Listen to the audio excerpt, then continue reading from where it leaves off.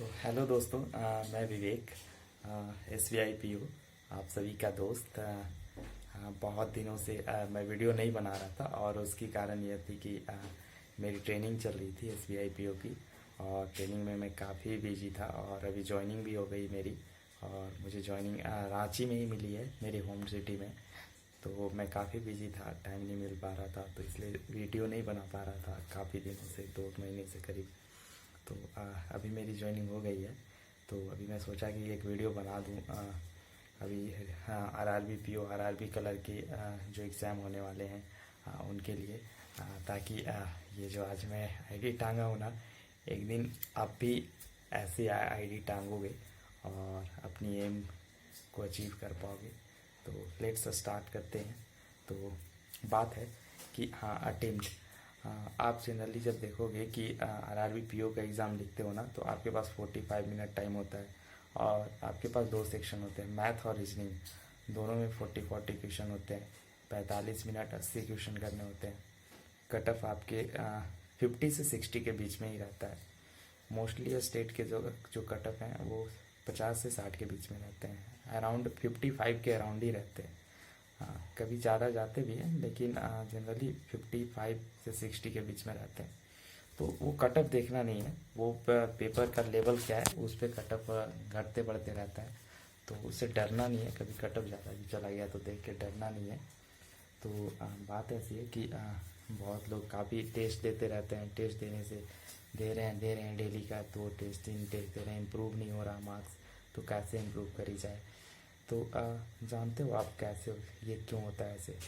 कि क्या होता है ना कि लोग दिन भर बैठते हैं सुबह लाइब्रेरी में कि आज 3 टेस्ट दे डालना है। चलो ठीक है, आपने एम बनाया दिन भर में 3 टेस्ट, कई लोग 4 टेस्ट दे देते हैं, बस टेस्ट देते हैं ख़त्म करते हैं, टेस्ट देते हैं ख़त्म करते हैं। तो इस वजह से उनके मार्क्स इंप्रूव नहीं होते। तो वैसे नहीं करना है। आप एक टेस्ट दिए ना, अब उसको एनालिसिस भी करना है अच्छे से। एक टेस्ट दे लिए 45 मिनट का, अब थोड़ा सा ना 10 मिनट का ब्रेक लो आप, ठीक है? बाहर निकल जाओ, उठ जाओ, थोड़ा सॉन्ग सुन लो, मतलब ज़्यादा नहीं, 10 मिनट का ब्रेक लो, माइंड चिल हो जाए, फिर जाके बैठो। अब उस टेस्ट को ना पूरा एनालिसिस करो, अच्छे से देखो कि कहाँ पे मिस्टेक हो रहा है, कहाँ पे कौन से क्वेश्चन को पहले अटेम्प्ट करना था, किसमें तुम फंस गए, उस क्वेश्चन को वहाँ नहीं अटेम्प्ट करना था, लास्ट में अटेम्प्ट करना था, टाइम मिलता तो, बट आपने पहले अटेम्प्ट कर लिया और फंस गए, वहाँ पे आपका टाइम चला गया। तो ऐसे ऐसे और फिर देखना कि कौन से क्वेश्चन पे हमारा ज़्यादा टाइम लग रहा है, 2 मिनट 3 मिनट लग रहे हैं। तो वैसे क्वेश्चन को आप माइंड में कब कर लो कि अटेम्प्ट नहीं करना है एग्ज़ाम में, जिस टाइप के क्वेश्चन में आपके 2 मिनट 3 मिनट जा रहे हैं। तो वैसे क्वेश्चन को ना अटेम्प्ट नहीं करना है पहले, लास्ट में टाइम बचेगा तो देखा जाएगा। तो ये सारी चीज़ों को कलेक्ट किया जाता है एनालिसिस में। और दूसरी चीज़ कि एक्सपेरिमेंटल टेस्ट। क्या होता है एक्सपेरिमेंटल टेस्ट? कि आपने एक टेस्ट दिया, उसके बाद नेक्स्ट टेस्ट में ना आप ये देखो कि इस टेस्ट को मैंने इस सेक्शन को पहले अटेम्प्ट किया तो, और इसको ऐसे किया। पहले मान लो रीजनिंग अटेम्प्ट करो, फिर मैथ कर रहे हो, तो नेक्स्ट टेस्ट में देखो कि पहले मैथ अटेम्प्ट करके देखो, फिर रीजनिंग करके देखो, क्या उसमें कुछ इंप्रूव होता है आपके मार्क्स। और क्या, फिर देखो कि मैथ में आप पहले कौन से क्वेश्चन को पहले सॉल्व करते हो, उसमें थोड़ा सा चेंज करो, एक्सपेरिमेंट करो कि मैं नहीं, मैथ सेक्शन में पहले इस क्वेश्चन को अटेम्प्ट करता हूँ, उसको DI को पहले करते थे। तो अब देखते हैं कि सारा मिसलेनियस जो इजी वाले होते हैं, सिंपल कैलकुलेशन वगैरह, वो सब कर लेते हैं, ठीक है? अगर वो सब करते हो तो फिर चेंज करो कि पहले हम DI करके देखते हैं। तो ऐसे करके एक्सपेरिमेंट करो। रीजनिंग के साथ भी सेम करो। आप एक लाइन से अगर पजल सॉल्व करते जाते हो, फिर लास्ट में सारा मिसलेनियस करते हो, ठीक है? अब देखो नए टेस्ट में एक्सपेरिमेंट करके कि पहले मिसलेनियस करता हूँ, पजल को वो करता हूँ बाद में। तो इस तरह से ना, मतलब है ना, ये मैं सही नहीं बता रहा, मतलब कि ये एग्जैक्ट नहीं हो सकता, हर कोई की स्ट्रॉन्ग पॉइंट डिफरेंट होती है, तो उसके अकॉर्डिंग ये मैच नहीं होगा। मैं एक ओवरव्यू बता रहा हूँ कि कैसे किया जाता है, एक्सपेरिमेंट किया जाता है, टेस्ट के साथ एक्सपेरिमेंट। तो हर एक टेस्ट के साथ जब आप एक्सपेरिमेंट करोगे ना, तो ऐसे ऐसे आप जब 10-12 तरीके से एक्सपेरिमेंट कर लोगे, तो आपको फाइनली ना एक कलेक्टिव वे मिल जाएगा कि किस वे में मैं अटेम्प्ट कर रहा हूँ, तो हमारा मार्क्स ना इम्प्रूव हो रहा है, ज़्यादा मैं अटेम्प्ट कर पा रहा हूँ, ज़्यादा अच्छा मार्क्स कर पा रहा हूँ। तो इसे बोलते हैं एक्सपेरिमेंटल टेस्ट। तो मैं ये अक्सर किया करता था। हाँ, बात हुई क्या कि जब आप अटेम्प्ट कर रहे हो, तो मैंने देखा है RRB PO का मैं हर बार निकाला हूँ प्री।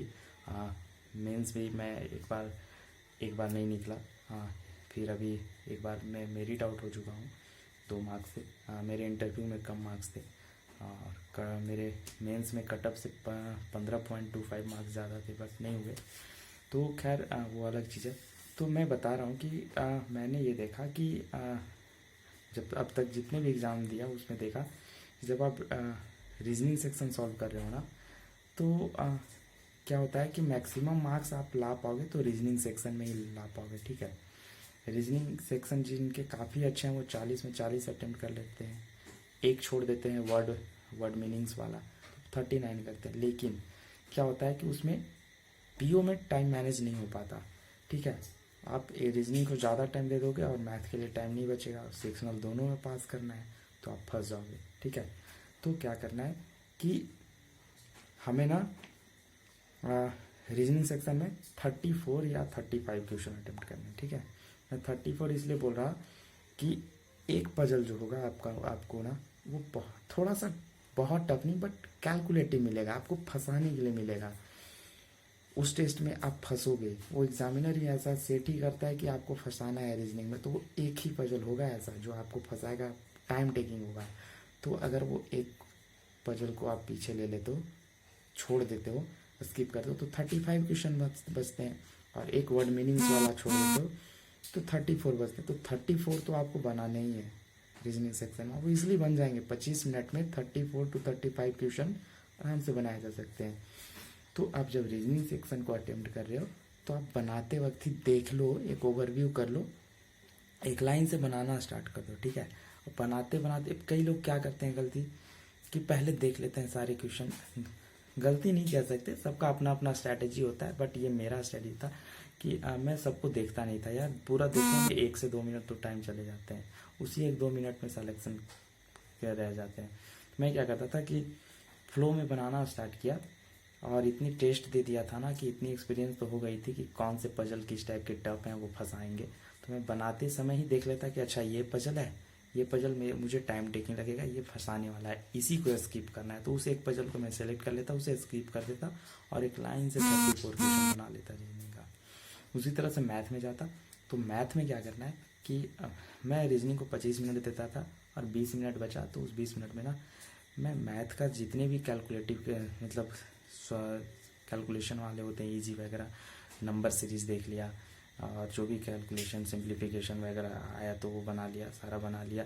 उसके बाद मैं DI पे जाता था, एक DI बनाता था सेलेक्ट करके। एक DI 3 DI ऑलमोस्ट आएंगे आपके, ठीक है। एक DI बहुत इजी होगा, वो सबको मार्क्स उठाने के लिए दिए जाते हैं, ठीक है। तो एक DI 2 या 3 DI आते हैं, शायद 3 आते हैं। तो एक DI इजी होगा, उस DI से तो आपको मार्क्स उठाने हैं। एक और DI होगा तो थोड़ा सा मतलब कि मॉडरेट होगा। तो देखो बन पाते हैं तो बनाओ, वो बना लो। 2 DI बना लिए तो अच्छा है। अगर फंसा रहा है तो आप वहाँ DI में मत फंसना, आप ना मिसलेनियस अरिथमेटिक पकड़ लेना अगर अरिथमेटिक अच्छा है तो। क्योंकि कई बार होते क्या है, मैंने खुद झेला है कि DI में मैं एक बार फंस गया था कि डेटा कुछ और था और एक डेटा में मिस कर दिया था, तो मेरे टाइम चले गए थे। लेकिन इत्तेफाक से उस बार भी निकल गए।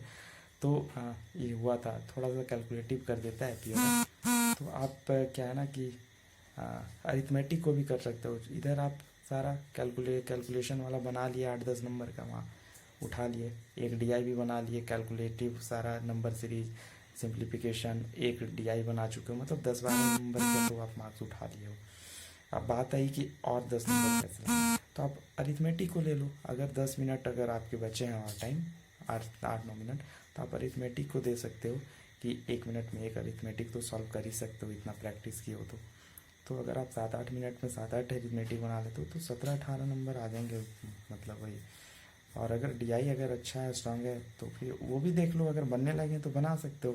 तो 2 DI बनाई ही जा सकती है, ऐसा नहीं है। लेकिन एक DI तो पक्का ही बनाना है, क्योंकि विदाउट DI के आप नहीं रह सकते। वो बहुत ईजी रहता है एक DI नंबर उठाने के लिए। और एक DI होगा सेम रीजनिंग वाला हाल ही, एक DI में आपको फंसाएगा वो टफ वाला, तो वो देखना है, नहीं फंसना है। तो ऐसे करके आप मैथ में भी सेलेक्टिव मार्क्स उठा सकते हो और रीजनिंग में भी सेलेक्टिव मार्क्स उठा सकते हो। तो इस तरीके से आप करो। और अभी से मैं बोलूँगा कि 2-3 दिन टाइम, जो भी 2-3 दिन टाइम बचे हैं एग्ज़ाम के, तो आप ना टेस्ट जितना ज़्यादा से ज़्यादा दो और 1-2 एक्सपेरिमेंट करके देखो। अभी ज़्यादा एक्सपेरिमेंट मत करना क्योंकि एग्ज़ाम नज़दीक आ गया है, फिर आपके फ्लो गड़बड़ा जाएंगे। हाँ, जिनके काफ़ी अच्छे प्रैक्टिस हो चुके हैं, अगर आपको लगता है कि आप जिस तरीके से अटेम्प्ट करते हो उस अटेम्प्ट में आप ज़्यादा कंफर्टेबल हो, तो अभी उसी को फॉलो करना। और उसमें थोड़े बहुत कुछ इम्प्रूवमेंट अगर करने लायक हो एक्सपेरिमेंट करके तो वो करना। जैसे में आप सेलेक्ट कर सकते हो कि कहाँ पे किस क्वेश्चन में आप ज़्यादा टाइम दे रहे हो, तो उस तरह के क्वेश्चन को आप सेलेक्टिव वे में आप अटेम्प्ट कर सकते हो। तो इस तरीके से इम्प्रूव करना, लेकिन पूरा मोड आप अभी एक्सपेरिमेंट मत करना क्योंकि 2-3 दिन बचे हैं। आप थोड़े नए वे में अटेम्प्ट करने में थोड़ा गड़बड़ हो सकता है क्योंकि आप हैबिचुएट हो चुके होगे। तो थोड़ा बहुत इम्प्रूव करो और एनालिसिस करो अभी। और जितना भी टेस्ट दे रहे हो ना, एनालिसिस करो और कुछ मत पढ़ो। दिन भर में 4 टेस्ट 5 टेस्ट दो, रात भर दो, रात में और दिन भर पढ़ो, रात में और रात में 1-2 टेस्ट लगाओ, एक्सपेरिमेंट करो, मतलब एनालिसिस करो अच्छे से। तो इस तरीके से करो और हो जाएगा। और हाँ, ये क्या बोलते हैं, square root, cube root, square root कम से कम 70 तक 75 तक तो याद होने चाहिए यार। मैंने 80 तक स्क्वायर रूट याद कर रखा है और क्यूब रूट मैंने 40 तक याद कर रखा है, टेबल मैंने 25 तक याद कर रखा है। तो ये होते हैं, मैंने अभी देखा है कि जो भी एग्जाम में पूछ रहे हैं 75 तक स्क्वायर रूट पूछे जा रहे हैं और 40 तक क्यूब रूट पूछे जा रहे हैं। तो मैं क्या करता था, मुझे सारा याद होता था तो मैं फटाक से कर लेता था, मुझे सोचना भी नहीं पड़ता था। तो ये इजी है। तो स्क्वायर रूट, क्यूब रूट और ये क्या बोलते हैं, टेबल 25 तक, तो ये 3 चीज़ तो ज़रूर याद होना चाहिए। और डेली इसकी प्रैक्टिस करो, ये टफ नहीं है, डेली करोगे तो याद हो जाएगा। मैं डेली जाता था लाइब्रेरी पढ़ने ना, तो मैं 1 घंटा डेली टाइम देता था square root, cube root, tables, ये सबको। मैं चूँकि टेस्ट देता और कुछ पढ़ता तो टाइम ना एक्सपेंड हो जाता, टाइम खर्च हो जाते थे, फिर बाद में फंस जाता तो इस सब को टाइम देने का मन नहीं करता। तो मैं क्या करता था, जाते जाते सबसे पहले 1 घंटा फ्रेश टाइम मैं इन सबको रिवीजन करने को देता था। स्क्वायर रूट, क्यूब रूट, ये सब डेली का 1 घंटा याद करता था और उसके बाद फिर मैं पढ़ाई स्टार्ट करता था। तो डेली का करता था तो मैं ऐसे याद कर लिया पूरा। मैं डेली का 5-5 करके इम्प्रूव करता था कि आज 5 बढ़ाते हैं, स्क्वायर रूट 5 ठो याद कर लेते हैं, नेक्स्ट डे और 5 ठो याद कर लेंगे। जैसे आज मैंने 50 तक याद किया तो नेक्स्ट डे में 55 तक याद कर लेता, उसके नेक्स्ट डे में 60 तक याद कर लेता, फिर रिवीजन करता। ऐसे कर करके मैंने 80 तक याद कर लिया है, स्क्वायर रूट और क्यूब रूट 40 तक। तो ये सारी चीज़ें करो और देखो, टेस्ट के साथ थोड़ा एक्सपेरिमेंट करो, ज़रूर इम्प्रूव होंगे आपके मार्क्स। अगर इम्प्रूव नहीं हो रहे तो इसका मतलब है कहीं ना कहीं आप एक्सपेरिमेंट नहीं कर रहे हो टेस्ट के साथ यार। आप एक्सपेरिमेंट करो, आप एक्सपेरिमेंट करोगे ना तो आपको खुद ही पता चल जाएगा कि टेस्ट में आप कहाँ पे चूक कर रहे हो। तो ये सारी चीज़ें करो और देखो, बेस्ट ऑफ लक। मेरी दुआ है कि आप सब भी अपनी ड्रीम को अचीव कर पाएंगे। और बस यही, आप सभी को मेरे तरफ से बहुत बहुत दुआ है कि आप सब जल्दी से जल्दी आएँ जॉब में और हमारे देश की इकनॉमी को बढ़िया करें।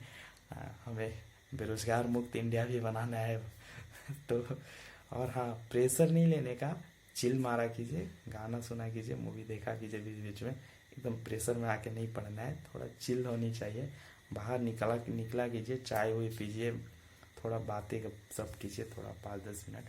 ये नहीं कि घुस गए हैं लाइब्रेरी में या रूम में तो घुसे हुए हैं, आप प्रेशराइज हो जाओगे, डिमोटिवेट हो जाओगे। और हाँ, तो ये सब नहीं, थोड़ा इन्जॉयमेंट करना है। और हाँ, और निगेटिव लोगों से दूर रहना है। निगेटिव लोगों से दूर रहने का मतलब बहुत इजी तरीका है कि आप ब्लॉक कर सकते हो। तो ये तरीका है चीज़। कोई रिलेटिव्स भी हैं आपके, अगर निगेटिव डालते हैं तो आप ब्लॉक कर दो, मत बात करो यार। आपकी जो फ्यूचर है ना, वो सबसे फर्स्ट प्रायोरिटी आपकी फ्यूचर को होनी चाहिए। आपकी खुद की फ्यूचर